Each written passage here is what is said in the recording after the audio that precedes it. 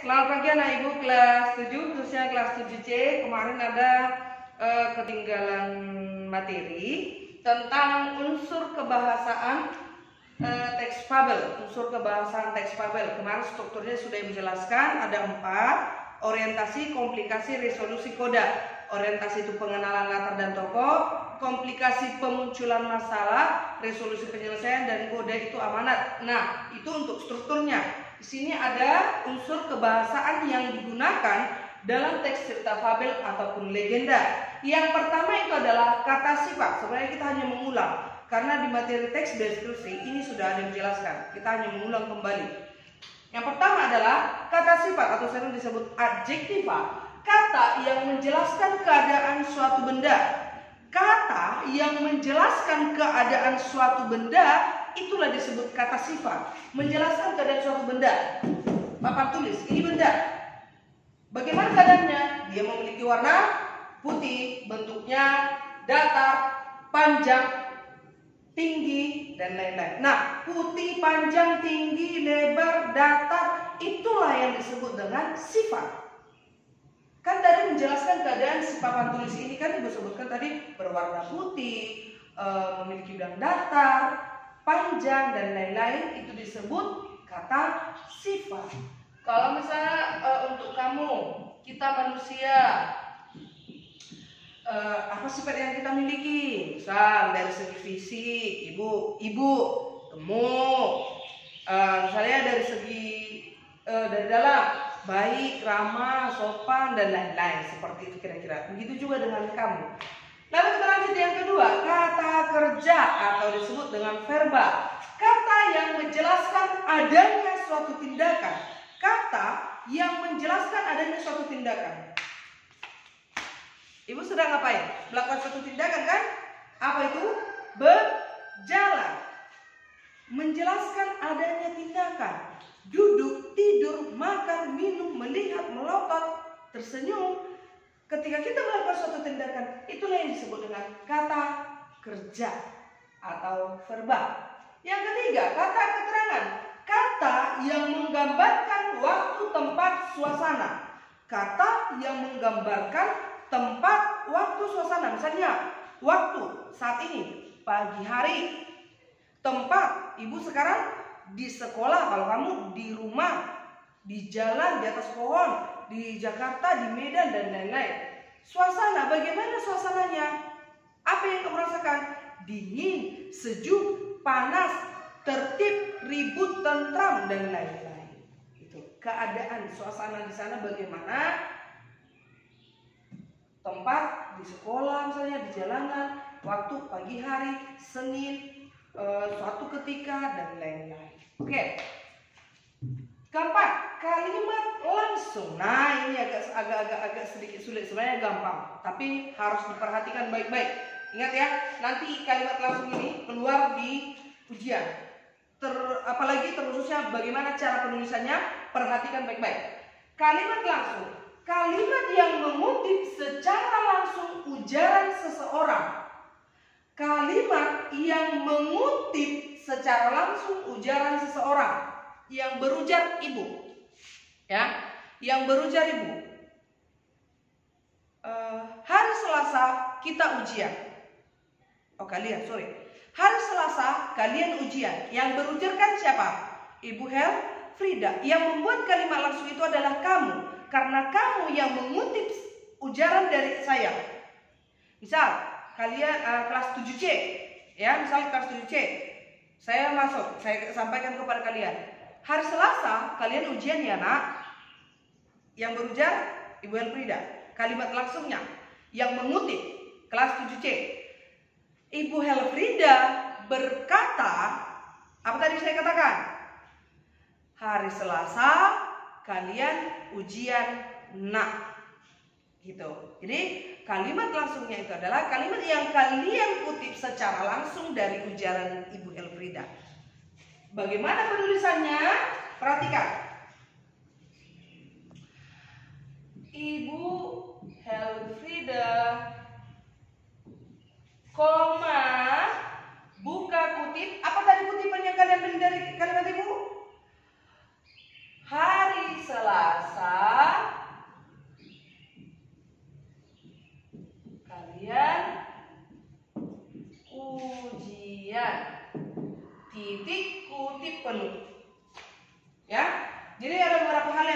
perhatikan, ini namanya kalimat pengiring, kalimat pengantar. Siapa yang mengucapkan atau yang memberikan ujaran itu penjelasan, keterangan ya. Nah, untuk mengawali kalimat jelas harus menggunakan huruf kapital. Antara kalimat pengiring dengan ini adalah kalimat kutipan. Kalimat kutipan, kalimat yang kalian kutip dari ucapan ibu, itu artinya ya. Antara kalimat pengiring, ini namanya pengiring, siapa yang berujar atau yang berbicara itu maksudnya. Antara kalimat pengiring dengan kalimat kutipan itu harus ditandai dengan tanda baca koma. Buka kutip, huruf pertama di dalam kutipan, ingat, huruf pertama di dalam kutipan baik dia di tengah kalimat ataupun di awal kalimat wajib menggunakan huruf kapital. Oke? Selasa kalian ujian ya. Titik tanda baca berada di dalam kutipan. Ya, perhatikan penulisannya. Huruf pertama kapital mengawali kalimat kapital. Antara kalimat kutip pengiring dengan kutipan harus dibubuhi tanda baca koma. Kutip pembuka harus selesai kalian ujian. Apa yang saya ucapkan itu, yang saya ujarkan itu yang kalian tulis di dalam kutipan. Titik tanda baca titik seru tanda tanya itu harus atau wajib di dalam kutipan. Ada dua versi kalimat langsung. Satu lagi, lihat ke atas. Ini tadi kan kalimat kutipannya di tengah. Kita coba dari depan. Hari Selasa kalian ujian, koma, kutip penutup kata Ibu Helfrida. Jadi tetap koma. Harus ada pemisah antara kalimat kutipan dengan kalimat pengiring, harus ada koma. Tetapi ingat, kalau ada tanda baca harus berada di dalam kutipan. Seperti itu dia. Paham kira-kira penulisannya? Ya. Bagaimana? Ini huruf kapital. Iya, karena dia di dalam kutipan. Lah kenapa ini tidak di dalam kapital? Itu kan kalimat pengiring. Dia kan berada di akhir, maka tidak menggunakan huruf kapital. Oke, yang terakhir. Kalimat tak langsung ini sejalan. Kalimat tak langsung, kalimat yang melaporkan ucapan seseorang dalam bentuk kalimat berita. Melaporkan ucapan seseorang dalam bentuk kalimat berita, artinya tidak secara langsung. Kalau tadi kalimat langsung itu, kalimat yang diikuti secara langsung dari ujaran seseorang. Saya yang berujar, kamu kutiplah ucapan saya itu. Ibu Elfrida berkata, hari Selasa kita libur. Nah, ketika kamu menyampaikan kalimat langsung itu kepada kelas 7B, itulah disebut kalimat langsung. Misalnya, informasi ini memberitahukan kepada kalian ke kelas 7C. Hari Selasa kalian ujian. Itu saya sampaikan kepada kelas 7C. Kalian kutip ucapan saya. Ibu Elfrida berkata, hari Selasa kita ujian. Itu kamu sampaikan ke kelas 7B. Itulah yang disebut kalimat langsung. Karena apa? Karena kamu mengutip secara langsung ucapan saya, lalu kamu beritahukan kepada orang lain. Itu kalimat langsung. Nah, yang mana kalimat langsung? Ini melaporkan. Lalu kelas 7B menyampaikan, melaporkan ke kelas 7A. Bahwasanya saya mengatakan hari Selasa kalian ujian.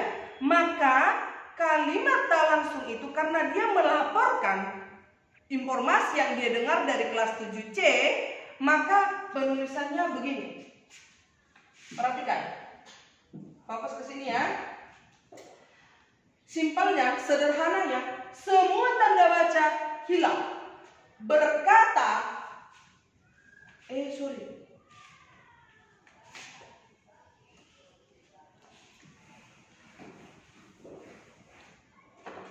Ibu Elfrida berkata, tadi lupa ya. Hari Selasa kalian ujian. Berkata ya, tadi terlupa. Sudah? Berkata berubah menjadi mengatakan. Karena apa?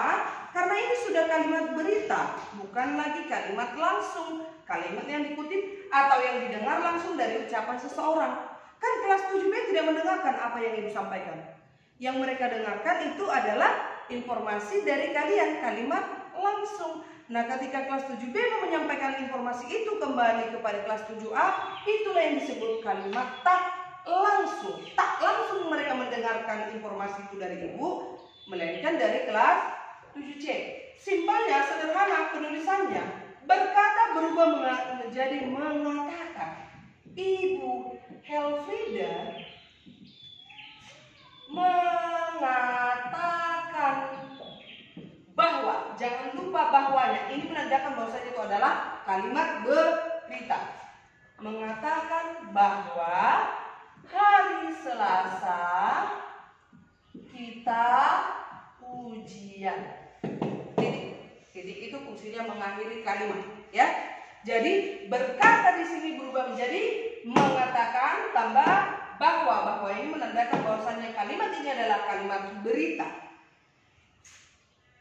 Kalimat yang dilaporkan tetapi dia tidak dengar sendiri. Dia mendapatkan informasi lalu diberikan lagi informasi itu kepada orang lain dalam bentuk kalimat berita. Itulah dia kalimat langsung. Penulisannya berkata berubah menjadi mengatakan, ditambahin kata bahwa, semua tanda baca, tanda kutip, tanda koma hilang kecuali tanda baca titik. Karena fungsi di sini adalah mengakhiri kalimat. Seperti itu kira. Paham kira-kira?